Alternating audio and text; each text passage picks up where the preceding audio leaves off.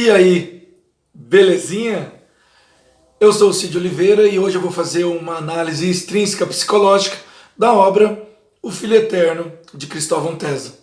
Primeiramente, gostaria de dizer que uma análise extrínseca psicológica, né, uma análise extrínseca, ela parte de fora para dentro, ou seja, de fora da obra para dentro da obra. E a análise psicológica, ela vai procurar salientar mais a personalidade do escritor do que as condições sociais do espírito da época em que a obra foi escrita. Não que isso não seja levado em consideração, muito pelo contrário, ela é. A própria obra em si, ela é muito sobre isso, mostrando como a ideia de um preconceito que era muito forte lá na década de 80 e na década de 90 passa a ser combatido justamente, todos os tipos de preconceito, logicamente, mas nos anos 2000. A primeira década dos anos 2000 foram anos, né, uma década, foram anos muito importantes nessa mudança.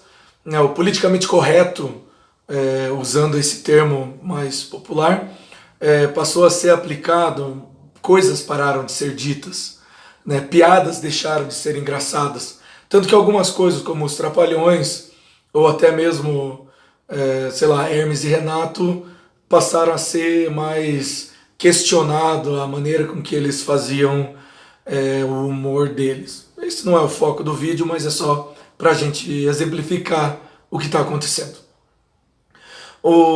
Então, partindo de fora para dentro, né, a gente vai ter que ir atrás da biografia e de coisas que aconteceram na vida do autor em si.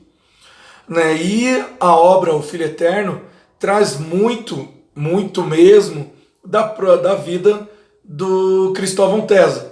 Cristóvão Tesa, os acontecimentos que são narrados ali, são quase todos acontecimentos que de fato aconteceram na vida do Cristóvão Tesa. Ele nasceu em Santa Catarina, veio para Curitiba, estudou em Portugal, fez teatro, professor universitário, esse tipo de coisa. Tudo que tem lá, tem aqui. Principalmente o foco da obra, que vai ser o filho dele, que tem síndrome de Down. Na década de 80, isso era extremamente complicado quando a gente ia lidar com, principalmente pela falta de conhecimento no assunto. Mas a vida do autor é sim importante quando a gente vai analisar uma obra. Ela não é uma obra biográfica, mas ela é considerada literatura brasileira, ficção, mas a gente consegue ver muito da vida dele ali dentro, conforme eu já falei. E isso faz parte da análise psicológica. Salvatore D'Onofrio, ele diz que pode-se considerar a biografia de um autor ilustrada pelos fatos externos de sua vida e por elementos outros, tais como cartas e documentos que tenham caráter de confissões, e com isso construir uma teoria sobre a personalidade desse autor, seus conflitos, frustrações, experiências traumáticas, neuroses, o que quer que seja. Eu não posso chegar aqui e dizer para vocês que ele está fazendo, ao escrever O Filho Eterno, ele estava fazendo um meia-culpa para com o filho dele. Mas ele sim está trazendo as experiências de vida dele para dentro dessa obra. Tudo que o autor já vivenciou, né, a parte dele até 2007, está nessa obra. Seja o filho, seja o caminho que ele trilhou na vida dele. Por isso que isso é importante da gente analisar. Um fato que a gente pode ver eu acho interessante como a gente pode ter a literatura, alguns acontecimentos da literatura como um soco no estômago. Por que um soco no estômago, sendo que é algo físico? Porque as palavras, ela têm um peso. O livro, ele começa com a mãe dizendo que a criança vai nascer e nós temos todos aqui esse momento lindo. Vai a ida para o hospital, a criança nasce, liga, vem parentes, tira foto. Mas ela tem uma quebra muito grande quando ele descobre que o filho dele tem síndrome de Down. Quando ele descobre isso, ele rejeita o próprio filho. Então é um preconceito que vem de pai para filho. Ele fica decepcionado ao ter esse filho. Né? Salvatore D'Onofrio também diz que né? A moderna teoria da psicanálise, quando aplicada aos estudos da obra literária, tem substituído o pensamento antigo da inspiração como dádiva divina pela teoria da arte como neurose. A gênese do furor poético residiria então no desequilíbrio emocional do autor, causado por defeitos físicos ou desajustes psicológicos.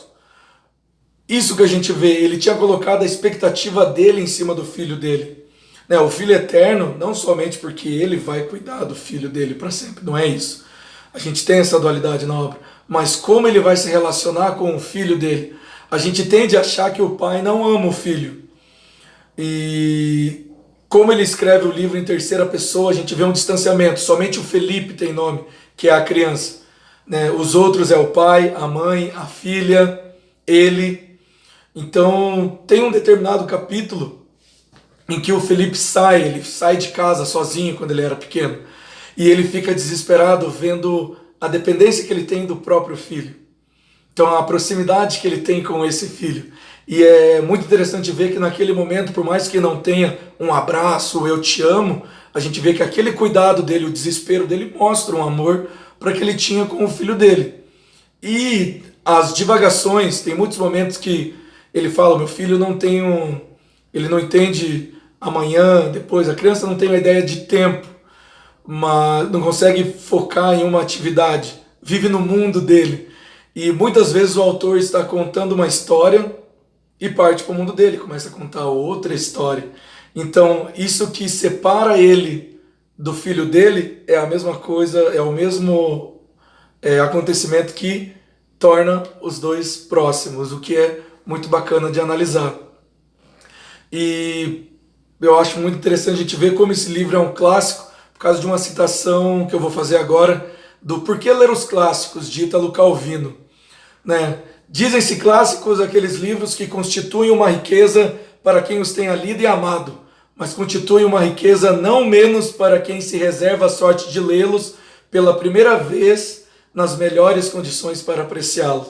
Eu, né, não que eu seja um exímio leitor, pelo contrário, mas com o conhecimento de leitura que eu tenho hoje e a maturidade, conhecimento de vida que eu tenho hoje, esse livro passou a ser um dos meus top 10 livros da vida, de tão incrível que eu achei a maneira com que ele conta essa história. E eu acho muito bacana isso. Essa foi a minha análise. Até!